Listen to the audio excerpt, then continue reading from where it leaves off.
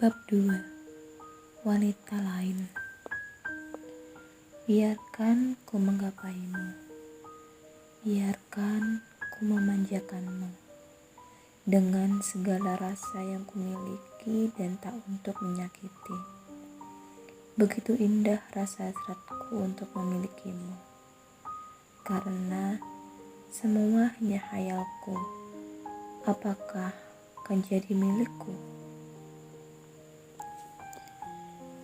Pada Mas Danu, pemilik hatiku, tak ingin kusimpan cemburu meskipun ia tak sudi menatapku penuh cinta. Sebagaimana aku memujanya dengan cinta buta. Ketika ia tidur pulas di sisiku, kan ku telusuri ornamen wajahnya tanpa jemu.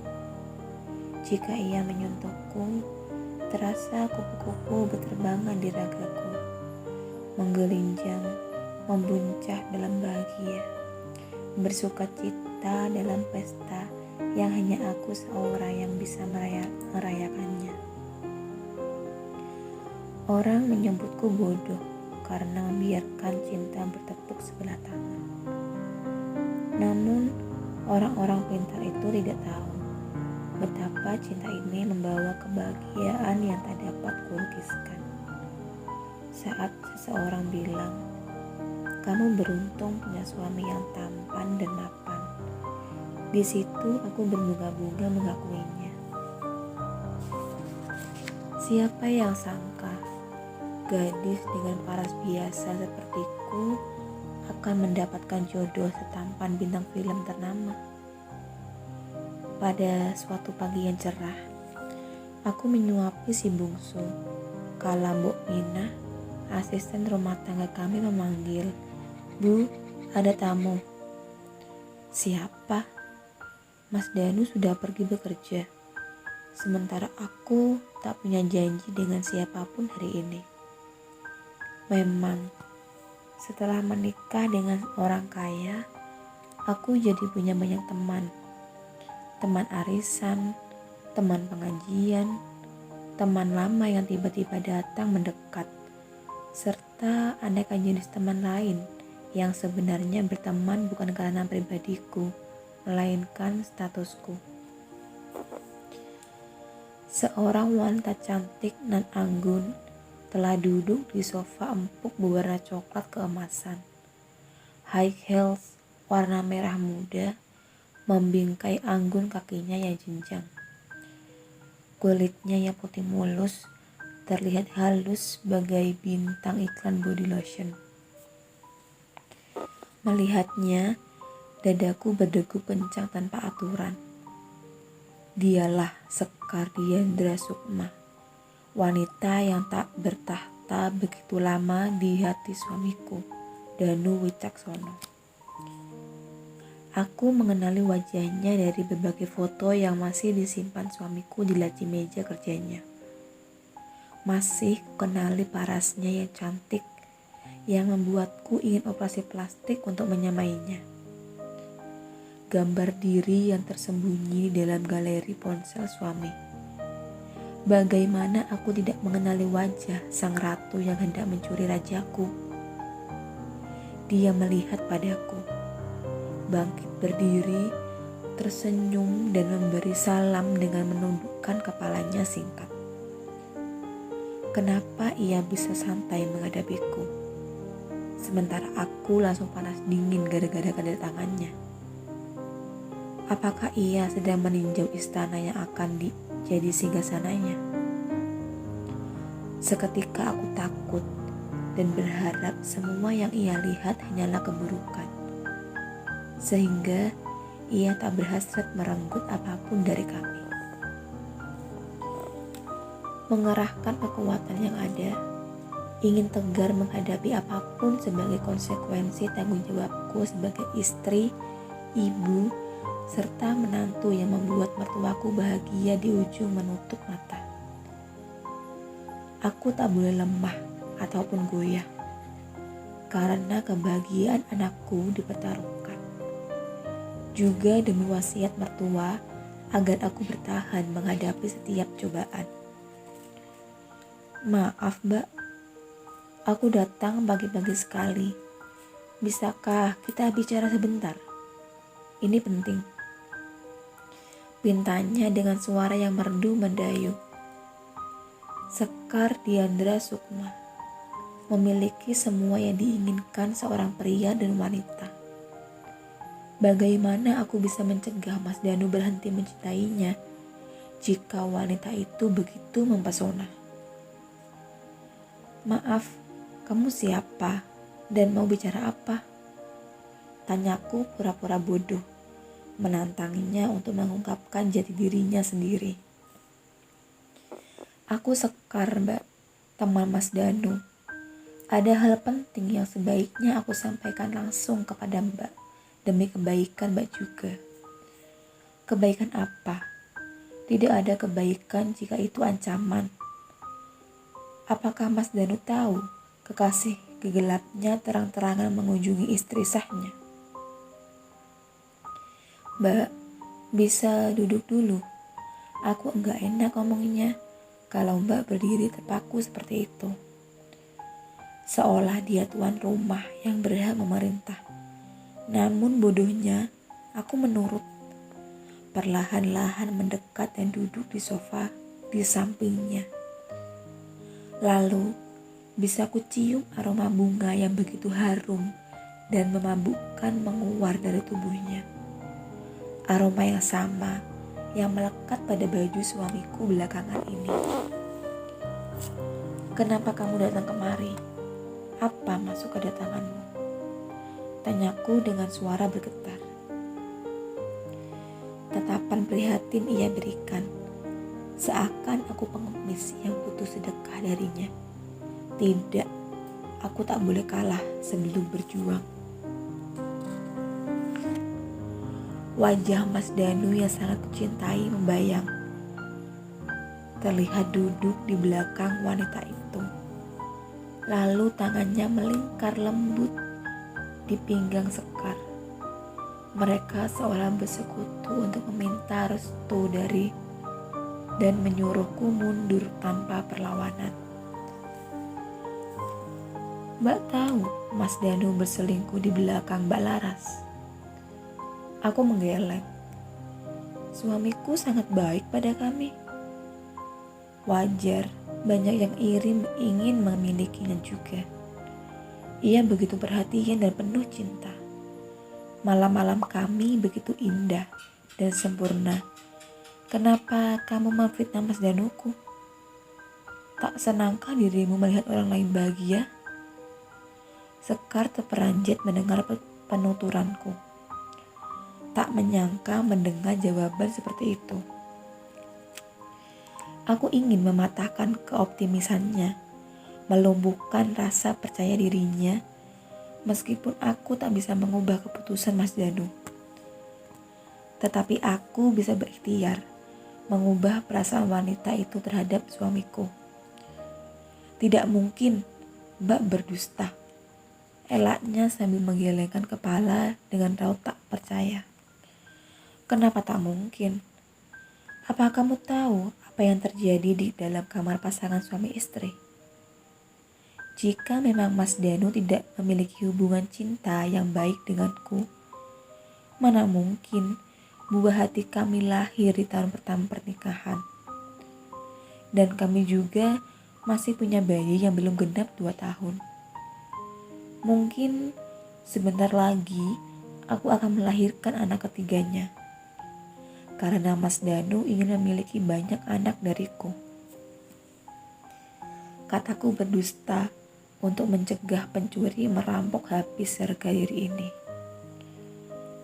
Hilang harga diri istri jika seorang suami menceritakan betapa istrinya tidak menarik hatinya, bahwa istrinya tak bisa memuaskannya, bahwa istrinya wanita yang tak layak mendapatkan cintanya. Aku ingin mempertahankan harga diri, setidaknya di depan wanita yang tak punya malu, yang telah menjalin cinta dengan pria yang telah berkeluarga. Mas Danu selalu bilang, ia tak mencintai istrinya. Selama ini, Mbak hanya dimanfaatkan olehnya. Sejatinya, dia telah memiliki kekasih sejak kuliah hingga sekarang. Danu masih berhubungan dengan orang tersebut. Mbak telah terberdaya pada cinta palsunya. Kenapa kamu menyebut nama suamiku seperti itu? Suaramu terdengar marah. Aku tak suka melihat pria mempermainkan hati wanita. Siapa yang hendak kau bela? Aku atau kepentinganmu? Sandiwara apa yang hendak kau bangun? Padahal engkau sendiri yang tengah menginjak-injak martabat pernikahan. Kau bertamu bak malaikat, padahal telah berbuat jahat. Umpatku dalam hati. Percayalah, Mas Danu telah berselingkuh. Mbak bisa mencari buktinya. Ulanginya untuk memengaruhiku. Kamu bisa bilang begitu pasti karena sudah punya buktinya kan? Jangan-jangan kamu punya hubungan terlarang dengan suamiku. Ah, tak mungkin. Seorang cantik dan anggun serta terlihat cerdas seperti Mbak mau berzina dengan suami orang, bukan? Tanyaku untuk menyudutkannya. Aku yakin dia tak akan mengakui perbuatan hina yang setara dengan perbuatan pelacur. Di saat banyak pria yang lajang yang rela mengantri untuk melamarnya, untuk apa dia justru merendahkan diri menjadi pelacur cinta? Sekar menggelengkan kepala. Kini raut wajahnya memucat. Barangkali ia tak menyangka aku akan berkata demikian. Kata-kata itu adalah kata-kata yang sering bergema dalam pikiranku selama ini. Akhirnya aku muntahkan pula kepada biangnya. Seseorang yang mengancam keharmonisan rumah tangga. Seandainya harus kalah, aku ingin kalah setelah ikhtiar maksimal. Aku tak akan menyerah begitu saja. Apalagi jika ada hak-hak anak yang terbawa. Aku berjuang bukan hanya untuk hatiku yang selalu merindu, namun juga untuk hati putra-putriku yang membutuhkan orang tuanya bersatu. Sekar pamit pulang dengan wajah tertekan.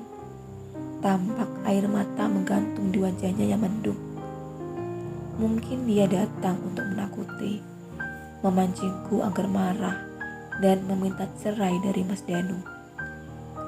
Padahal perceraian adalah hal yang paling kubenci. Tak akan terjadi meski untuk itu aku harus terbakar api. Mas Danu pulang dengan raut kusut. Bajunya semrawut. Ada beban menggumpal di dadanya yang tidak bisa ia curahkan padaku, istrinya. Ia menatap gawai yang tak berdering seperti biasa. Lalu membanting kesal ketika mencoba larut dalam tayangan televisi. Sementara dua anak kami telah lelap. Begitupun bapak mertua yang tidur di lantai bawah bersama para pembantu, sementara kami menghunti lantai 2. Mas, Wiranjaya, kataku sembari melangkah pelan.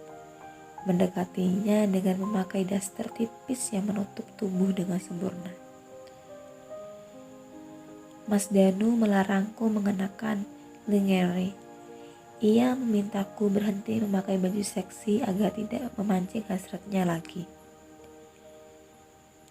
Seolah dengan begitu, ia bisa menjadi biksu yang terkunci bersama seorang wanita tanpa menyentuhnya.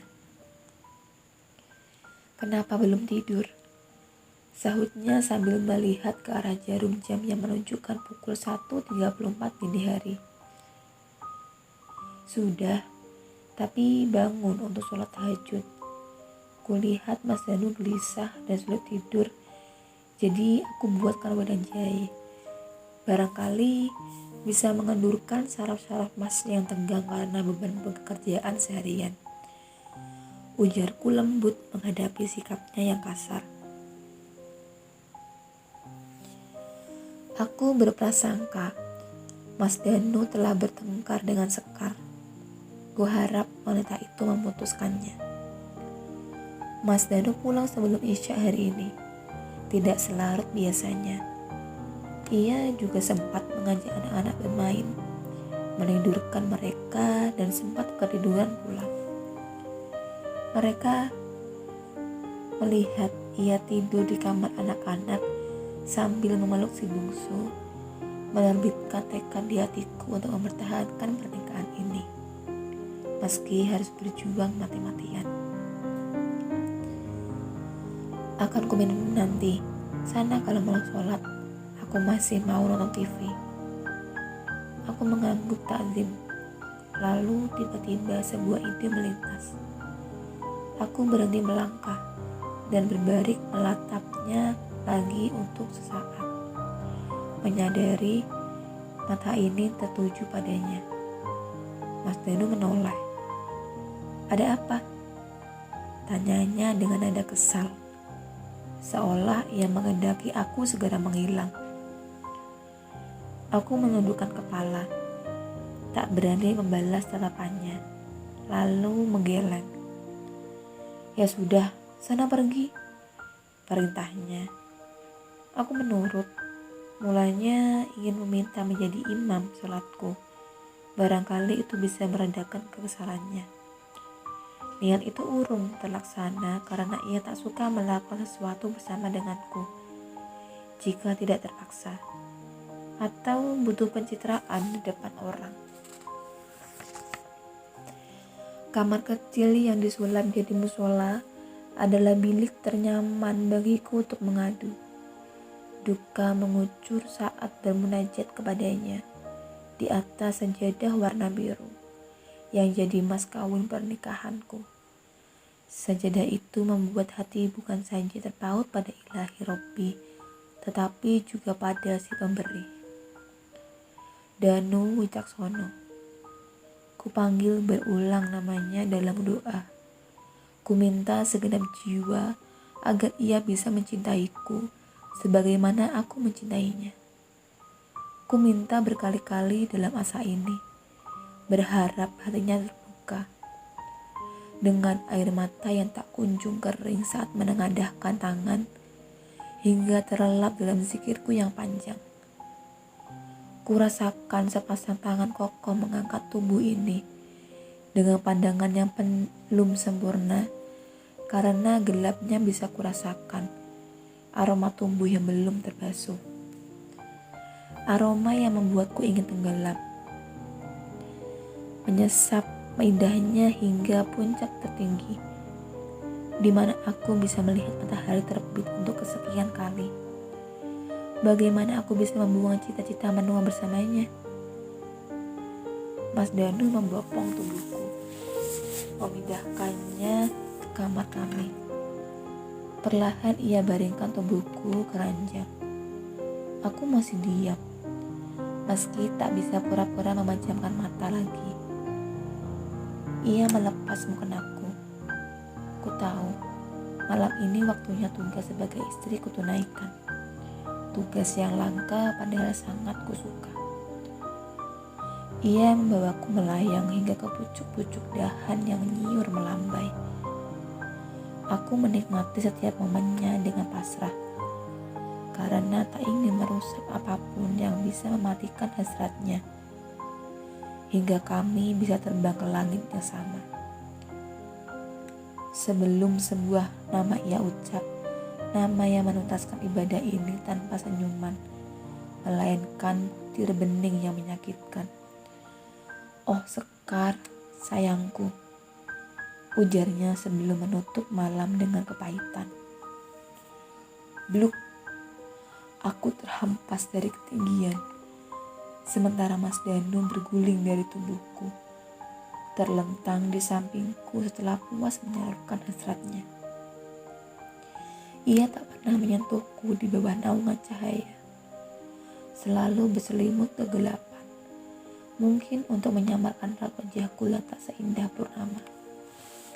Lagi, air mata bergulir dalam senyap, menetes bersama gelap pekat, Baru kali ini Mas Danu menyebut nama lain saat bersamaku. Mungkinkah ia sengaja melakukannya agar aku berhenti mencintainya? Hati ini koyak, menanggung sakit yang menggigit. Lebih sakit dari semua sakit yang pernah mendera. Mengapa ia tega? Padahal telah kupersembahkan seluruh jiwa dan raga hanya untuknya.